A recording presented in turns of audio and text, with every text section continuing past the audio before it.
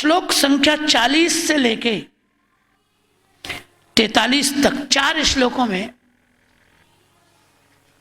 कथा श्रोता के लिए कुछ व्यवस्थाएं बताई हैं। पहली बात तो बताया कि देखो, बार बार मलमूत्र की बाधा न हो, इसके लिए कम खाओ। कथा के काल में 7 दिनों में लघु आहार, कम भोजन, अल्प भोजन, यही तुमको सुखकारी रहेगा, जिससे बार बार मलमूत्र की बाधा न हो। ऐसा करो। और खाओ क्या? तो वो भी बोले हविष्यान्न न कर्तव्य। हविष्य अन्न, हविष्य अन्न माने देवताओं के उपयोग में आने वाला जो अन्न है, जैसे मूंग भात, ये खा सकते हो।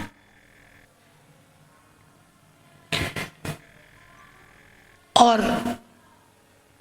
रोटी पूड़ी, हल्की सब्जी खा सकते हो, हविष्यान्न। और वो भी एक बार खा सकते हो, दिन में एक बार। अब देखो आगे बताया कि शक्तिश्चेत, श्लोक संख्या 41, यदि श्रोता की शक्ति हो, सामर्थ्य हो, तब तो 7 दिन निराहार रह करके ही कथा सुननी चाहिए। 7 दिन व्रत करो, कुछ मत खाओ। पर मान लो शक्ति नहीं है तो फिर ऐसा कर सकते हैं, घृतपानम कृत्वा, 7 दिन घी पी के कथा सुनो। अब पहली बात तो यह भी बहुत कठिन बात है, और यदि कोई संकल्प भी करे तो घी मिलेगा, यह भी आश्चर्य की बात है। घी के नाम पे तो बहुत कुछ हो रहा है। घी पी के कथा सुनो। अब नहीं है सामर्थ्य तो पयपानम, चलो 7 दिन दूध पी के कथा सुन लो। इतनी भी सामर्थ्य नहीं है तो फलाहारे न भाव्यम, फलाहार करके सुन लो। इतनी भी नहीं है तो एक भुक्ते न वापुन, चलो ऐसा कर लो, एक समय फलाहार कर लो, एक समय भोजन कर लो। और जो सुखपूर्वक तुम्हें कथा सुनने दे, ऐसा खानपान रखो। और यदि कोई भीमसेन का ही भैया होए तो 43वें श्लोक में कहा भोजनम तो वरम मन्ये। देखो, ऐसे रोग होते हैं व्यक्ति को, ऐसी बीमारियां होती हैं कि वो ज्यादा समय तक भूखा नहीं रह सकता। अब जैसे डायबिटीज है, डायबिटिक व्यक्ति को 4 घंटे में कुछ न कुछ खाना ही पड़ेगा, नहीं तो वो बैठ ही नहीं सकता, मुश्किल हो जाएगी, तो नहीं बैठ सकता। तो यदि भोजन करके कुछ खा के भी बैठो और सुखपूर्वक बैठ सकते हो, खा लो, कोई बात नहीं। भोजनम तो वरम मन्ये कथा श्रवण कारकम। यदि कुछ खाकर कथा सुनने में सुविधा हो तो कोई बात नहीं, बैठ जाओ। और यदि उपवास करके कथा में बैठने में व्यवधान आता हो तो उपवास मत करो। अब देखो, 2 प्रकार के नियम हैं। अब ये खान पान का नियम है, अब यहां से चला। अब उसमें ये बताया 46वें श्लोक तक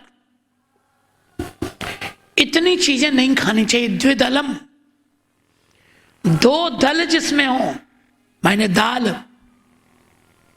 2 दल हो जाते हैं ना, तो दाल नहीं खानी चाहिए।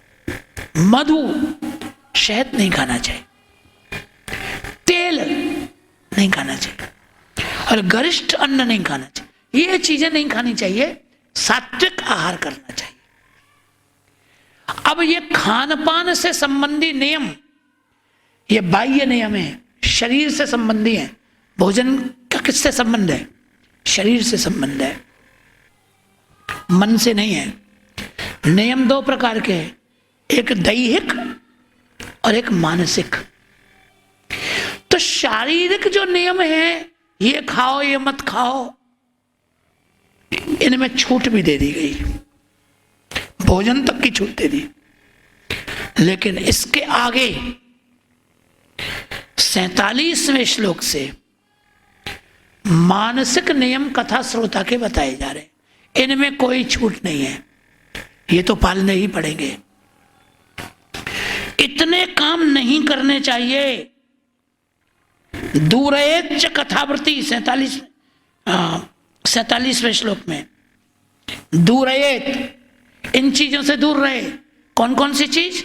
श्लोक में देख लो, कामम, क्रोधम, मदम, मानम, मत्सरम, लोभमेव च, दंभम, मोहम तथा द्वेषम, इतनी चीजों से दूर है। कथावृत्ति को दूरी बनानी चाहिए। और 48वें श्लोक में बताया वेद की निंदा न करे, निंदाम वर्जयेत, 48वें श्लोक में इतने लोगों की निंदा न करे। कौन कौन? बोले गो, वेद, वैष्णव, ब्राह्मण, गुरु, गाय और व्रत करने वाले, स्त्री, राजा और महापुरुष, इतने लोगों की निंदा नहीं करनी चाहिए। कथा सुन रहे हो, किसी की बुराई मत करो।